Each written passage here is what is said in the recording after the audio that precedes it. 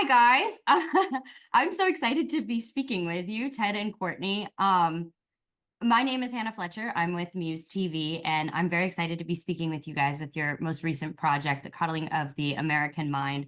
First of all, I want to just do a check-in with you guys. How are you guys doing with this project, with knowing that the world is able to, be seeing all of this and to obviously be seeing a labor of love? How are you guys feeling? Let's kind of start there.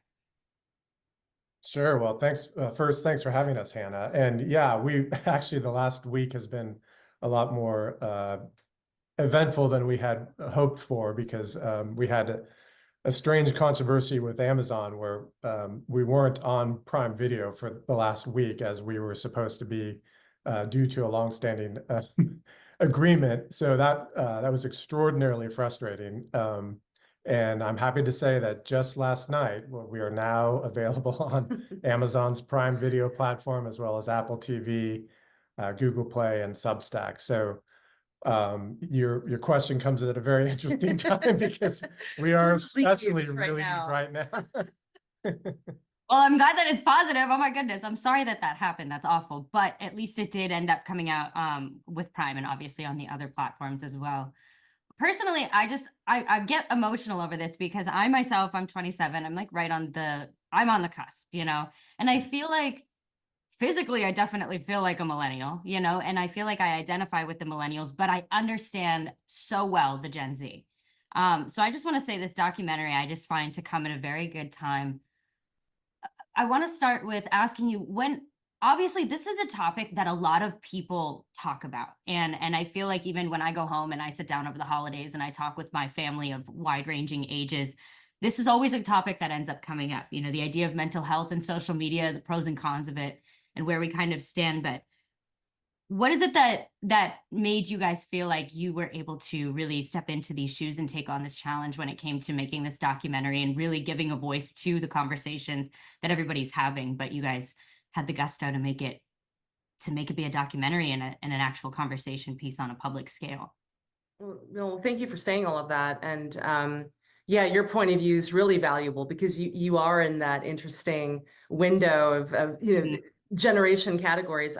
A few things pushed us to want to make the film. One is one of the co-authors of the book, Greg Lukianoff, is a dear friend of ours. We've known him for years. We've collaborated with him and the organization FIRE, Foundation for Individual Rights and Expression, that he's the president of. And when we encountered the book, we did not know that Greg had an almost successful suicide attempt. It was really shocking to us, like somebody that you've known for years, and they were driven to that point of despair. A highly successful, highly intelligent man who went to that place. And as he explains in the book and what he talks about in our film, is that once he kind of came out of that depression, that suicidal crisis, the work that FIRE does a lot of is on college campuses. And he saw a lot of the stuff that was causing him depression, anxiety, desolation. He was seeing in a lot of Gen Zers that he was interacting with, thought processes. And he's like, I got out of it through cognitive behavioral therapy, that he claims that saved his life, that form of psychology. And he started to investigate it with Jonathan Haidt, who's another brilliant author. So that was our first sort of entree into this. And another thing that resonates with us is we have a 10-year-old son who's going to be a teenager and in his early 20s in the blink of an eye. And we see his generation completely immersed with social media. I mean, we were sort of introduced to it, but we were introduced to it in our 30s. So we're fully functional human beings, but little kids, I mean, they're just like, it's raining down on them. It is, yes. We're like, we want to talk about this and shine a light on what's going on with Gen Z, because we certainly don't want it to transfer to our son's generation. So that's really the impetus of what made us say, this is a movie and it needs to be taken from book to moving picture. I love that. I think that the fact that you guys made that decision also, it's awful, like you mentioned, you know, there's this underlying thing that happened with your friend and the idea of the suicide, and it not, thank God, obviously it didn't end up transpiring.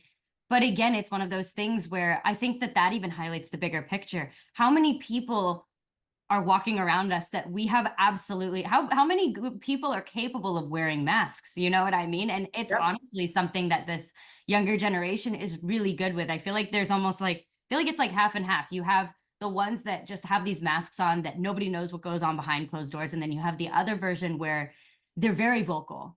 And I think that even the older generation can kind of sneer at that sometimes and look and be like, shut up. Like, why are you talking about your feelings so much?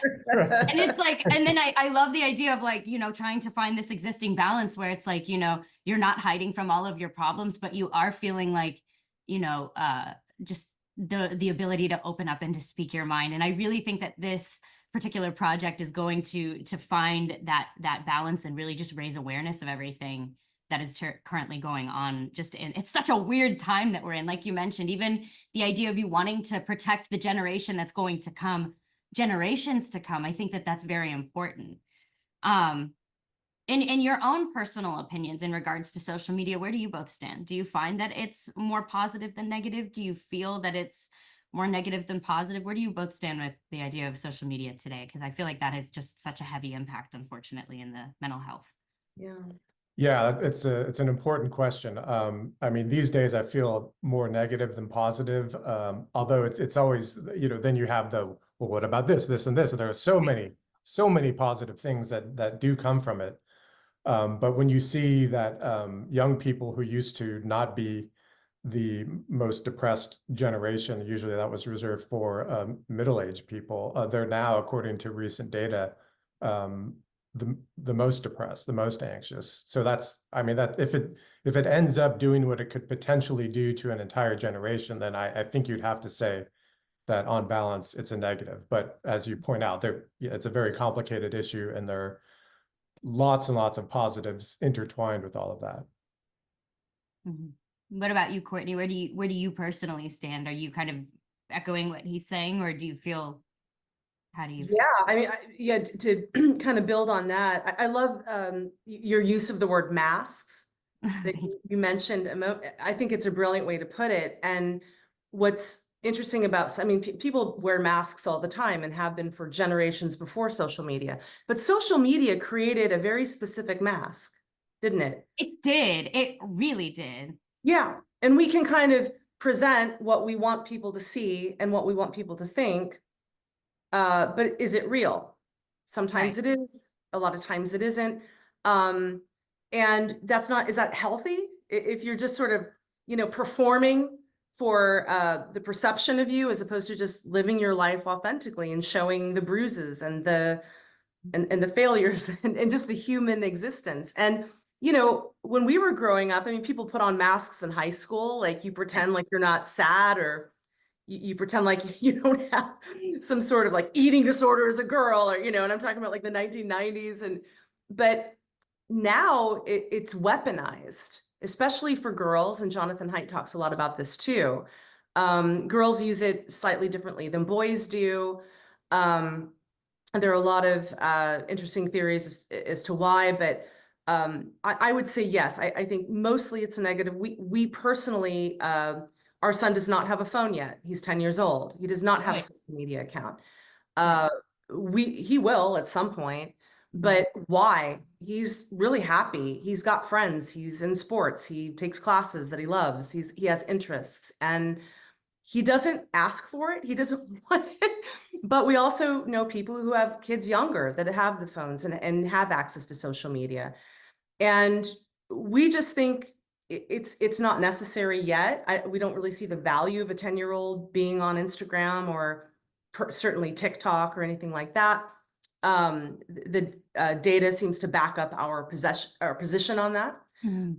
So yeah, I think that it's one of those things that can be really well used if used properly, and completely abused and toxic if it goes off the rails. Absolutely. Also, I just want to say great parenting. Thank you for that. Great parenting, like just straight up, because that is one of the things that I find very hard with my generation. I'm in this really weird spot where it's like, should I have kids? You know what I mean? I don't know what the heck they're coming into. I have to look at my life and say, eventually, am I doing what's best for them, or am I carrying on to have another generation, but it's selfish for me? You know what I mean? So I have to always weigh those options. And I mean, I think that eventually I will, and I think that I'll be even more open to it once things like this kind of get a little bit more worked out in the process.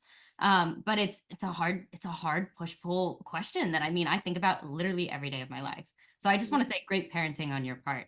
Yeah. Thank you very much. And if I may, Hannah, I think you can create your own communities too. One of the things that makes it easier for us than others is that we've found, even if all you need is maybe 2 or 3 other families who are on the same page with you, because it's a lot easier to do if we have a son, if his buddies are also from families that are on the same page. So if you find, 1 or 2 other families, I think it becomes a lot easier. I love that. Thank you for the future advice. I really appreciate it. I'll write you guys and be like, it worked. Like 5 years.